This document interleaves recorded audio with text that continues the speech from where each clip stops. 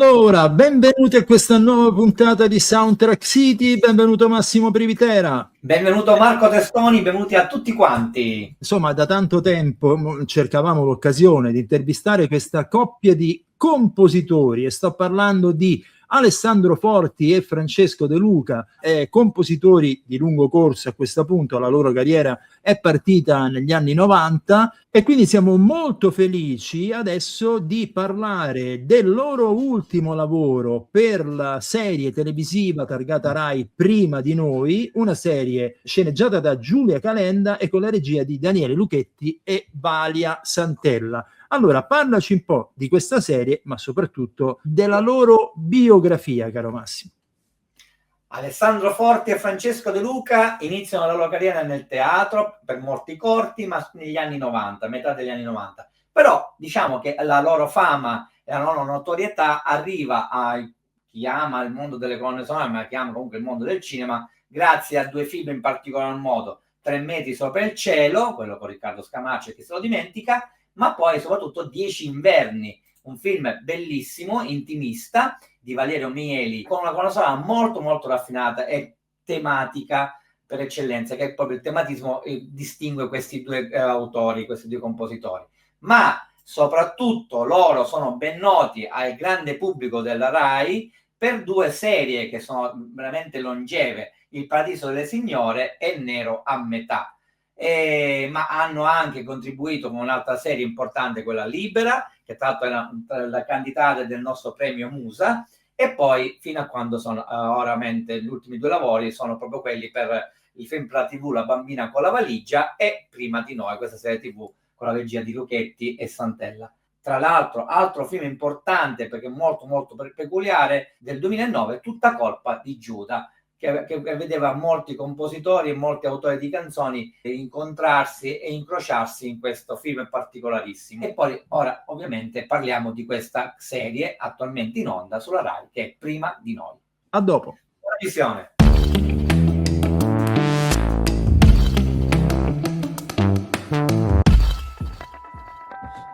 Allora, caro Massimo, ne abbiamo parlato, li abbiamo introdotti e allora presentiamoli. Eccoli qui, in ordine, nel loro ordine proprio prestabilito. Francesco De Luca, ciao Francesco. Ciao, buongiorno. Ciao Francesco. Ciao. E Ciao, Alessandro Marco. Forti, ciao Alessandro. Ciao. Ciao Ale. Buongiorno. Allora, l'ordine l'avete deciso voi, no? Immagino che sia quello alfabetico, quindi perché tutte le volte con le coppie abbiamo dei problemi in tal senso. Pivio e Descalzi sono proprio i peggiori in assoluto, lo dico, perché a volte li scambiano o per fratelli o per un'unica persona, voi invece no, proprio. È stato un po' un problema anche per noi questo, perché secondo me Forti e De Luca suona meglio.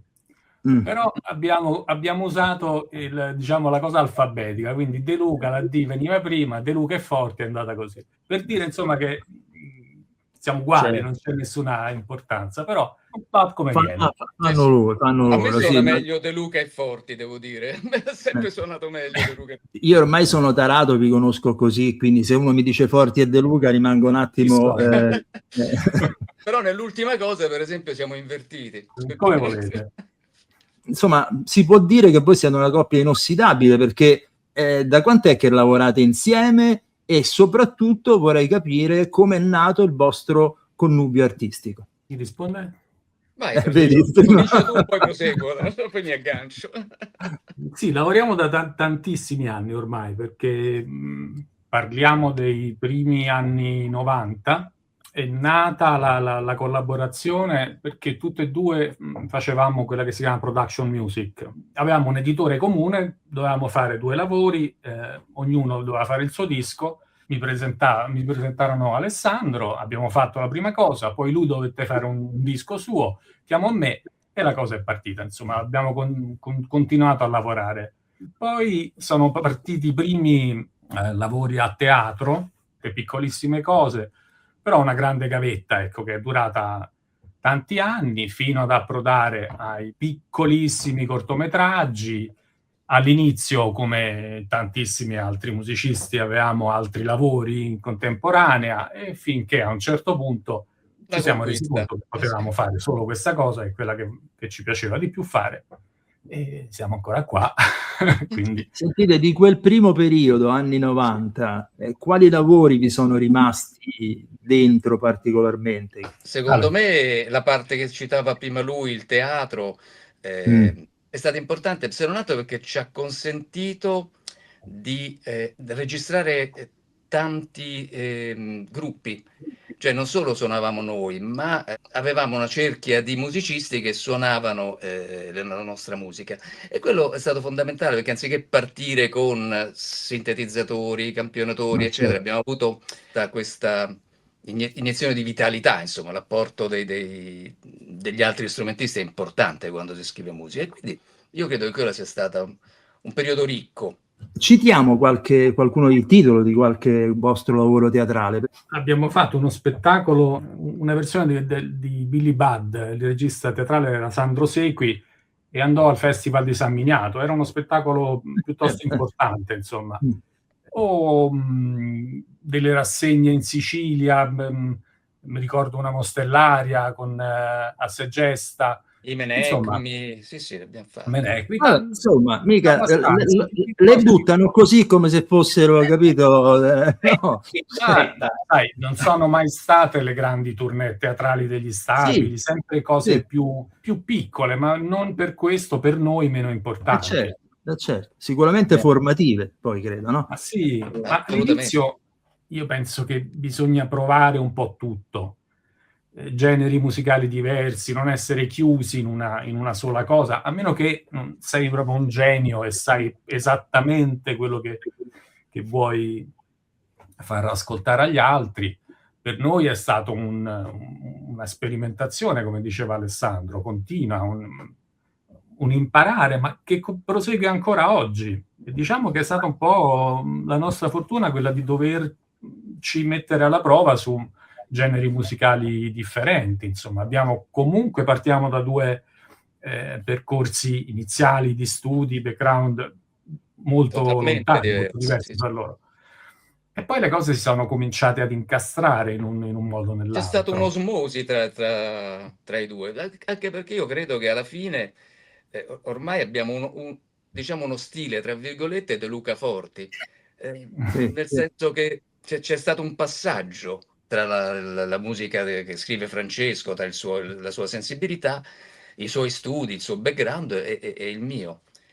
Mi veniva una domanda da farvi, perché noi abbiamo intervistato diverse coppie, anche diciamo da qualche trio, e quella che ovviamente viene sempre spontanea è capire le dinamiche quando voi lavorate insieme, perché sai, abbiamo intervistato De Angelis, Piero Descalzi, Bixio Frizzi Tempera e tanti altri, e ogni volta dici ma chi è? Cioè, come vi approcciate, come decidete chi fa cosa, o come anche proprio impostate la metodologia lavorativa, compositiva. Quindi cosa fate? Parliamo per esempio di serie TV o cinema. Noi lavoriamo più in televisione, cinema piuttosto poco. Credo che la cosa importante all'inizio è avere un'idea di quello che sarà il lavoro. Cioè definirlo, metterci tra di noi dei paletti, abbracciare la visione del regista e cominciare a scrivere in quella direzione. Poi capita molto spesso che ognuno di noi scriva dei pezzi separatamente, così come altrettanto spesso Alessandro comincia una cosa e io la proseguo, oppure viceversa, sì. Ci incontriamo e lavoriamo, proseguiamo insieme. Cioè, ho sempre visto un po' il nostro lavoro un pochino con delle somiglianze a quello che è il lavoro degli sceneggiatori, che spesso si ritrovano insieme, scrivono un film partendo da un soggetto, da un'idea, e quella è un po' l'idea iniziale che abbiamo anche noi nella musica, dopodiché si prosegue ed è uno scambio e soprattutto un cancellare. Esatto. Cose che non vanno, sono quelle le più importanti, più che quelle che vanno bene. Sai, mi piace molto questa analogia che fai con gli sceneggiatori, perché se si parla di sceneggiatori è normale, loro è usuale che lavorino in 2, 3, anche 4. Certo. Mentre quando si parla di compositori non si sa perché si tende a immaginare invece che ce n'è uno, invece in realtà poi sappiamo bene che in qualsiasi situazione, anche nel lavoro più polarizzato verso un compositore solo, in realtà il compositore poi si circonda di persone, di collaboratori, soprattutto poi nella serialità, che ci sono dei tempi e un botto di musica da tirare giù. Esatto. Ma infatti stanno cambiando anche i tempi, cioè i tempi sono cambiati per riallacciarsi al tuo tempi. Una volta si potevano affrontare da soli determinati lavori e c'era un po' questa individualità, no, del compositore visto nel suo castello chiuso che scriveva. Oggi la cosa è molto diversa. Noi siamo partiti in coppia, per cui abbiamo fatto una strada sin dall'inizio così. Però io penso che di fronte alla mole di certa serialità sia indispensabile poter contare su qualcun altro, ma anche per un confronto più veloce, perché altrimenti, cioè, autoreferenziati, si perde un po' la visione di cosa si sta facendo. Invece con un confronto è tutto molto più veloce. Tu magari te ne accorgi 2 giorni dopo, 3 giorni dopo, che quel brano che hai scritto non è adatto perché lo stai riascoltando libero appunto dall'entusiasmo con cui l'hai scritto. E invece con Francesco è un'altra cosa, lui lo sente per la prima volta e quindi è immediata la cosa, no? Guarda, questo secondo me non va per questo motivo o per quest'altro. Voi vi affezionate ai vostri temi? Molto spesso il problema è che o il regista o il compositore o il montatore si fissano con un determinato tema e alla fine non riesci più a staccarlo dalla scena e via dicendo. Ecco, a voi come compositori vi capita qualche volta di avere un tema che stentate a considerarlo lucidamente? Sì, diciamo che questa cosa accade. Tra i due sono sicuramente quello più critico nei confronti del lavoro che facciamo. La gran parte delle cose che scriviamo vorrei sempre una versione successiva, oppure forse possiamo ecco, sono il rompipalle della situazione. Ma lui è più, come dire, è sicuramente più equilibrato di me, quindi più calmo, siamo differenti, ma questo ci aiuta anche. Certo. Non è facile scrivere una colonna sonora, scrivere la musica per una serie, richiede veramente tanto sforzo, poi ce n'è bisogno sempre di più, e stiamo vedendo che i gruppi o le coppie di musicisti sono in costante aumento, ce ne sono sempre di più. Ma poi soprattutto nel vostro caso, che avete avuto anche a che fare con una delle serie televisive più longeve, più amate, più ammirate della Rai, che è Il Paradiso delle Signore, che comunque ha una mole infinita di musica. Ma come fate? Io quello che mi chiedo veramente, come si fa a rinnovarsi anche all'interno di un cliché già utilizzato, già da voi comunque creato? Ma infatti ogni stagione è una crisi. All'inizio di ogni nuova stagione è il momento in cui devi metterti lì e dire e adesso che cosa tiriamo fuori? Però poi sai come va, ti ci metti e piano, prima o poi qualcosa succede. Questa è una cosa che ci è veramente scoppiata in mano, questa del Paradiso, perché noi non immaginavamo minimamente che sarebbe durata così tanto. Abbiamo sempre cercato di non abbassare la guardia. Ecco, questo, ogni stagione, anche quando poi si è trasformata da quella che era appunto una fiction serale in una soap quotidiana, pomeridiana, quindi un taglio diverso, non c'è dubbio. Però abbiamo continuato sempre a scrivere come se fosse una fiction di prima serata, con la differenza che la musica poi è aumentata, perché le puntate sono tante, perché le situazioni sono diverse, quindi abbiamo imparato un lato nuovo di questo mestiere. Che vi è servito, e qui vedi, entro, per realizzare le musiche di questo vostro nuovo lavoro, Prima di Noi. Massimo, quindi parlaci un po' proprio in generale di questo lavoro, Prima di Noi. E io devo dire che è uno dei lavori che ho amato di più, oltre al Paradiso del Signore che abbiamo già citato e l'altra serie famosa che hanno trattato i nostri due compositori, Nero a metà, perché è una colonna sonora che ora dirai tu, Marco, nello specifico, molto in stile classico della Golden Age italiana, ma io ci ho rintracciato anche tanto amore per un John Barry prima maniera. Non so se i nostri amici sono d'accordo su questa mia definizione. John Barry è uno dei motivi per cui cerco di fare questo lavoro, cioè assolutamente è uno dei compositori che ho sempre amato di più. Abbiamo voluto cercare una colonna sonora, insomma, in cui i temi fossero importanti, la melodia fosse importante. È una cosa che cerchiamo di fare sempre, in verità, non è tanto diversa dalle altre. Il risultato poi non spetta a noi dirlo. Ci sembra sia venuta una cosa buona, ci fa piacere che vi sia piaciuta.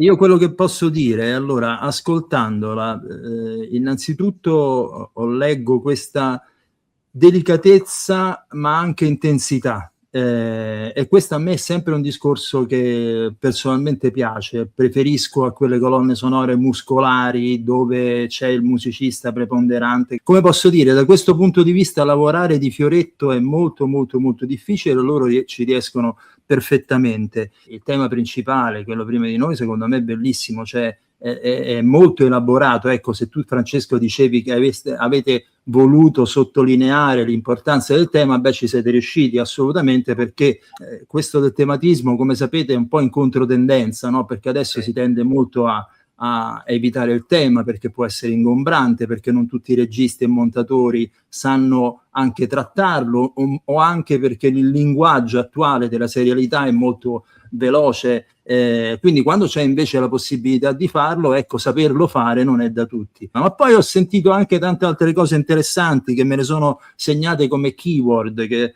a Massimo è un giochino che facciamo. Sì, io ho sentito e viva Dio, dei richiami alla scuola musicale nostra italiana, che probabilmente, magari, non so se sono voluti o meno, ma siccome fanno parte del nostro DNA, alla fine escono fuori, quindi credo, no? Certo.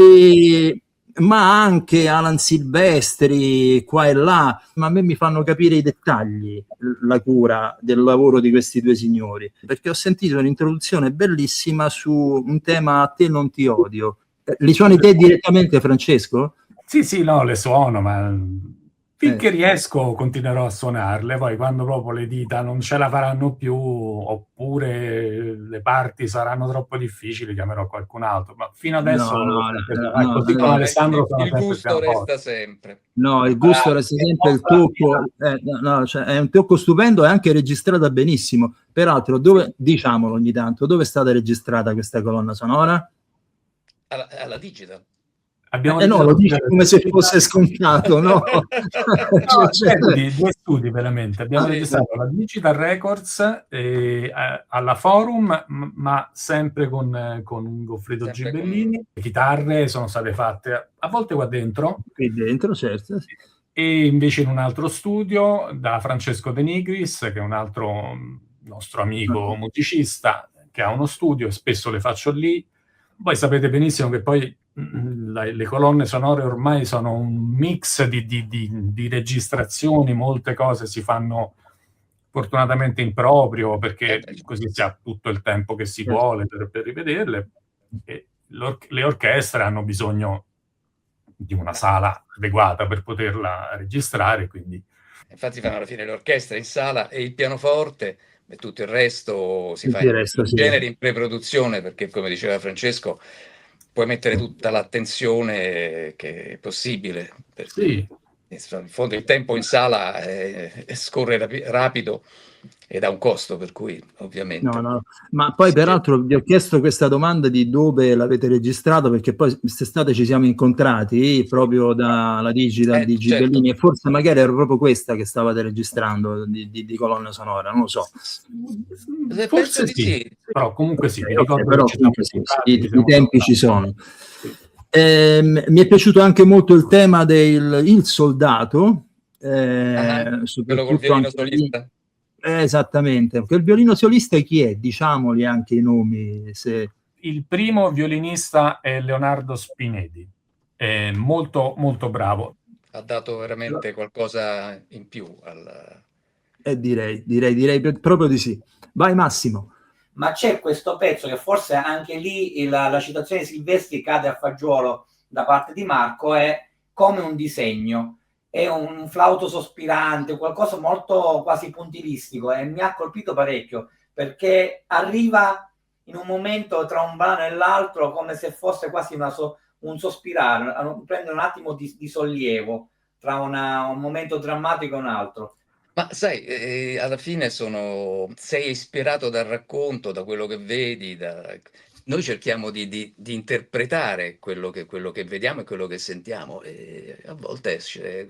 Questo è il caso in cui qualcosa di molto delicato, molto leggero, ma molto affettuoso era necessario, è uscito così, insomma. Questo lavoro sui toni chiaroscurali, acquarellati, direi così, vi è stato richiesto proprio dal regista o è stata una vostra intuizione? No, è stata una nostra scelta che è stata fortunatamente approvata, apprezzata.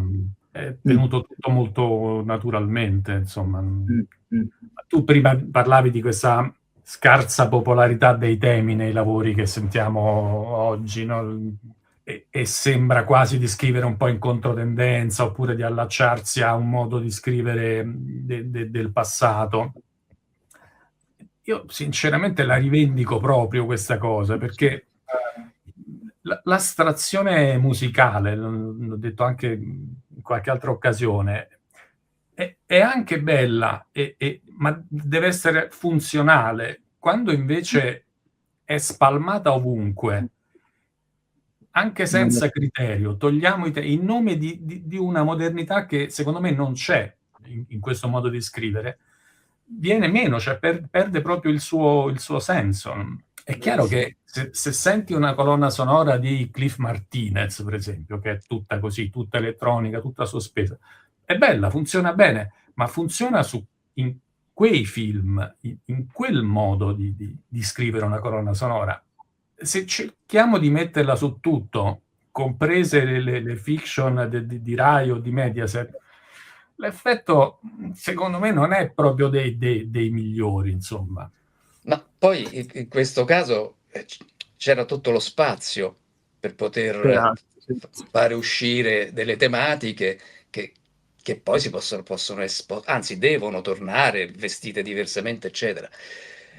Ed è raro questo trovarlo, perché questi spazi così esistono poco nelle produzioni odierne, insomma è tutto molto più frenetico, quindi... No, questo è un discorso importantissimo, perché poi nel linguaggio della musica per serie TV lo sappiamo tutti quanti, che non hai la stessa concentrazione tu spettatore che sei in una sala cinematografica, quindi tutti, dal produttore agli editori, alle reti, ai montatori ovviamente, ai registi, tendono a riempire quanto più possibile e a non lasciare molto spazio per il respiro di un tema che magari, voglio dire, ecco, il vostro tema, non lo so, è un tema veramente elaborato, che sì, lo puoi far sentire a sezioni, però anche se ne fai sentire una sezione sola, lo devi lasciare spazio, se no non ha senso. Tutto dovrebbe tendere a essere funzionale, a volte però si cade nei cliché. Però vedo dei segni di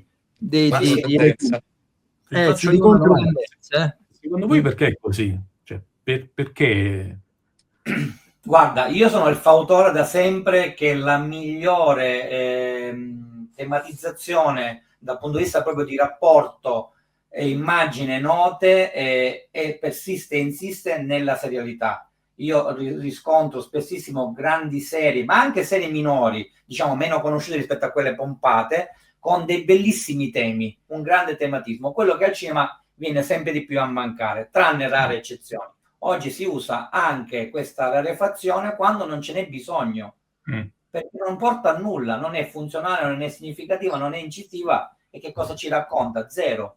Contrariamente a quello che dice Massimo, ma in linea generale la tendenza è che nelle serie la musica diventa sempre meno importante, sempre più di contorno, sempre più un mood impalpabile, eccetera, eccetera. Questo è il mio punto di vista. Poi ovviamente ci sono delle serie che invece ti lasciano senza fiato per la cura, lo stesso vale per il cinema, ma in linea generale la tendenza è quella che molto banalmente Alessandro e Francesco, un drone, un bordone, il montatore lo gestisce molto meglio che un tema, lo butti lì, ci puoi fare pure 5 minuti, Poi magari lo posso dire, ci si rompe le palle dopo un po' in maniera devastante, però si può fare. Viceversa, se non lo sai montare un tema, e non me la sto prendendo con gli amici montatori, io me la prendo col cliché, che è un'altra cosa. Un tema gli devi lasciare spazio, se no è inutile. Anche un'altra riflessione che si potrebbe fare è anche sulla quantità di musica. Anche questo è diverso, a volte ce n'è anche troppa, insomma. Ma a me, per esempio, personalmente, a me piacciono anche i film senza musica. Sono belli, cioè, se una storia è ben raccontata, se non ne ha bisogno, non ne ha bisogno.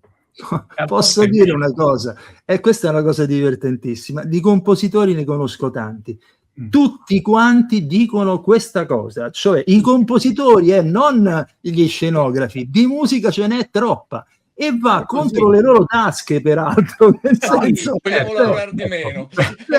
senso, io penso che siamo matti tutti, cioè proprio, cioè, chi fa il compositore, cioè, sta dicendo fateci guadagnare di meno, però almeno vediamo una cosa ben fatta, e bisognerà prendere una pillola per guarire questa malattia. Ma tu pensa ai Cohen, che chiamano il loro compositore ormai amato, sodale per eccellenza, Carter Barwell, e dicono: sai, non è un paese per vecchi, mi devi scrivere solamente i titoli di coda. E lui ti può dire: va bene, fammi vedere il film. Effettivamente aveva ragione, solo nei titoli di coda, ma perché c'era una motivazione anche lì, giustamente funzionale, però. E poi viene fuori bello, bellissimo il suo tema finale, non l'ho mai sentito. È chiaro. Se la metti continuamente, alla fine ha meno impatto, no?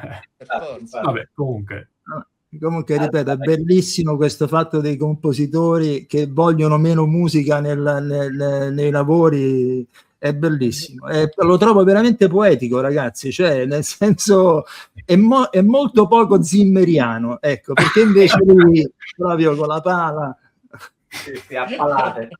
Senti, allora passiamo. Dimmi, vai. Ci teniamo a sapere se è la prima volta che voi collaborate con Daniele Lucchetti? Sì, assolutamente. Sia con Daniele che con Valia. Okay. Daniele, poi io insomma avevo visto tutti i suoi film, mi sono sempre piaciuti, ma veramente tantissimo. Quindi quando è arrivata questa cosa ero veramente felice di. Bene. Allora, dunque la domanda finale. Allora, noi siamo collegati a un programma radiofonico, Classic Rock, per cui vi chiediamo, a questo punto risponde sia Alessandro che Francesco, quindi avremo due scelte diverse, lasceremo decidere alla redazione. Allora, nell'ambito della storia della musica del cinema, qual è una canzone originale di un film che vi è rimasta particolarmente nel cuore? È una risposta più, diciamo, emotiva che non ragionata, perché è una cosa che mi colpì, ma Goldfinger, James Bond, per me comunque rimane sempre un impatto, cioè penso, rifletto e mi viene alla mente quella canzone. Ed è già una buonissima scelta. Vai Francesco. Ne avrei due, ma ne dico una. This is Not America, David Bowie e Pat Metheny, Lyle Mays, Pat Metheny e David Bowie nel The Falcon and the Snowman. Vedi l'anima chitarristica che esce fuori. C'è anche tanto Lyle Mays. Sì, lì in quel pezzo sì, ce n'è tanto. Allora, noi ringraziamo Alessandro Forti e Francesco De Luca, grazie di essere venuti qui, eravate tra le coppie di compositori, anche tra i compositori che ci mancavano, e noi siamo arrivati alla 400esima puntata, voglio dire, quindi siete stati arrivati proprio in ritardo, e colpa anche nostra. Vi auguriamo il meglio per ovviamente di prima di noi, per questa vostra ultima colonna sonora, ma anche ovviamente per le future. Ciao Alessandro. Grazie, è sempre un piacere. Grazie. Ciao, grazie a voi. Ciao.